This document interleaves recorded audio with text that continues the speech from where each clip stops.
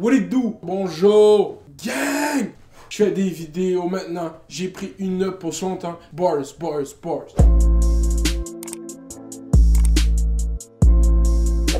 Aujourd'hui, on parle d'un sujet d'importance cruciale. Un conflit intergénérationnel. On a d'un côté les jeunes avec leur Juul, avec leur vape, full swag. Yo, je suis sur Instagram avec ma Juul, ma vape. Yo, c'est quoi ta vape, bro? Puis de l'autre côté, t'as les baby boomers, t'as nos parents, t'as les politiciens qui sont comme non, man, pas bon pour vous la vape. Faut enlever les saveurs de vape. Nous, on fume la clope. Pourquoi vous fumez pas la clope comme nous? Vous vous trouvez cool parce que vous le rechargez? Donc voici la confrontation. Dans un ordre plus sérieux, comme il y a quand même un gros débat en ce moment, plus aux États-Unis comme cette semaine, sur les vapes, sur les Juuls, sur les e-cigarettes à saveur, pas de saveur. Dans la dernière année, il y a eu beaucoup de cas de gens qui ont eu des maladies qui ont été reliées ou qui sont étroitement reliés avec l'action de vaper. Je connais pas les statistiques au Canada dans l'article que je lisais, ça parlait juste aux États-Unis. En ce moment, ce mouvement-là, il trend de ban vape à cause de Donald Trump qui a fait un discours où il disait que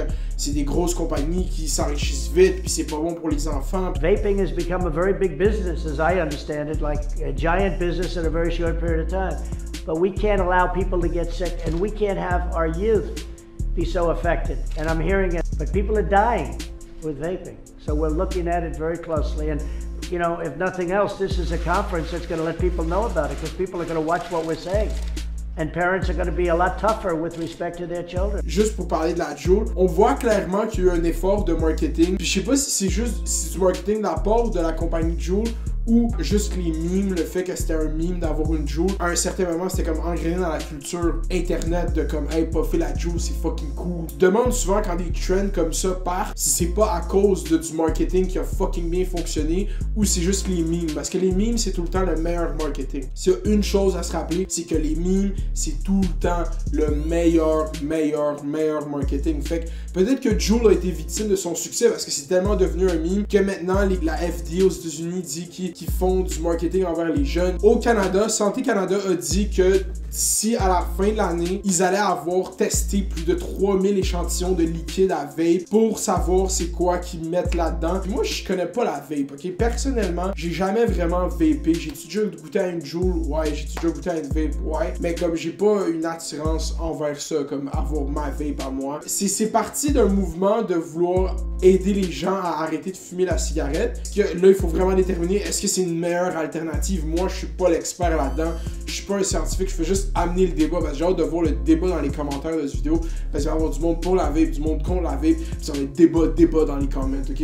Je veux des débats dans les comments parce que moi, personnellement, comme est-ce que je vape? Non. Est-ce que je pense vaper? Non. Puis c'est ça, Santé Canada a dit qu'elle allait faire une recherche adéquate pour savoir éventuellement s'ils veulent bannir les liquides à saveur parce que là, c'est ça qui se passe aux États-Unis. Vraiment un mouvement sérieux pour bannir toutes les saveurs dans les e-cigarettes. Comme ici, nous, on n'a pas de saveur de backwoods. Si tu vas à Prohibition, tu veux des Russian Cream, il n'y en a pas. Il faut que tu ailles au petit dip à Laval. Qui vend des Russian Cream? Est-ce que je vais le dire live? Non, faut jamais snitch la plug. Ça, c'est la loi numéro 1. Jamais snitch la plug. Moi, je réussis à acheter des backwoods Russian Cream, fait que je vois pas pourquoi t'arriverais pas à acheter des pods comme avec la saveur. Ça, c'est la partie de la prohibition des choses. C'est que les gens finissent tout le temps par trouver un moyen de l'avoir, puis les gens trouvent tout le temps un moyen de rentabiliser quelque chose qui est prohibé, dans le sens que tu peux bannir les Juul Pods à la mangue. Je suis pas mal sûr que tu vas être capable d'en acheter quelque part sur internet, d'être capable de les recevoir chez toi, tu sais. Moi, personnellement, je pense que c'est sûr qu'il y a des études à faire, parce que de dire, puis là, j'ai aucune connaissance scientifique là-dedans,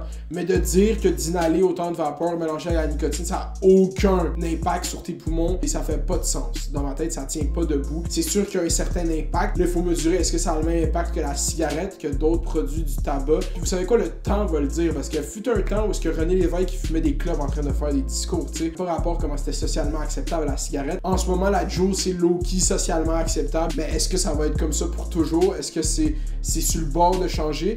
Puis c'est de quoi qui touche vraiment les jeunes, parce que la Juul, c'est trop populaire chez les jeunes. Moi, j'ai pas de Juul, je veux pas de Juul.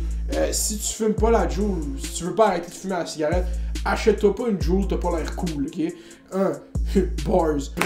Vraiment envie de savoir qu'est-ce que vous pensez de ce sujet-là. J'ai l'impression que j'ai pas dit beaucoup d'informations dans cette vidéo, mais c'est vraiment pour ouvrir une discussion. Je veux savoir ce que les gens pensent. Si vous voulez commenter vos expériences par rapport à la vape, par rapport à la Juul, ce serait intéressant. Je sais pas s'ils vont bannir les saveurs au Canada, mais je serais pas surpris qu'il y ait un ban des saveurs de Juul, de Stealth, de whatever, pods, e-cigarettes. Ça ferait du sens de suivre le même modèle qu'ils ont suivi pour les produits traditionnels du tabac. Les gens vont dire que Juul, c'est une alternative qui a pas rapport avec les grosses compagnies de tabac, pis c'est pas des cigarettes. Pour t'aider à arrêter de fumer la cigarette, un des plus gros investisseurs dans Juul, c'est Marlboro. C'est comme les grosses compagnies de tabac savent que le marché transitionne, savent qu'il y a un espèce de look plus cool à avoir une Juul qu'à avoir une cigarette, puis ils vont attaquer le marché d'une façon différente. C'est pas différent de toutes les autres industries, c'est tout le temps comme ça. Donc je veux vraiment savoir qu'est-ce que vous pensez, pour ou contre la Juul, pour ou contre la vape, pour ou contre les saveurs, pour ou contre pas de saveurs. Dites-le dans les comments, puis comme je vais lire les comments parce que je lis les comments. Yo, merci d'avoir checké la vidéo, je sais pas ça assez souvent, mais si tu rendu jusqu'ici, fucking merci, man.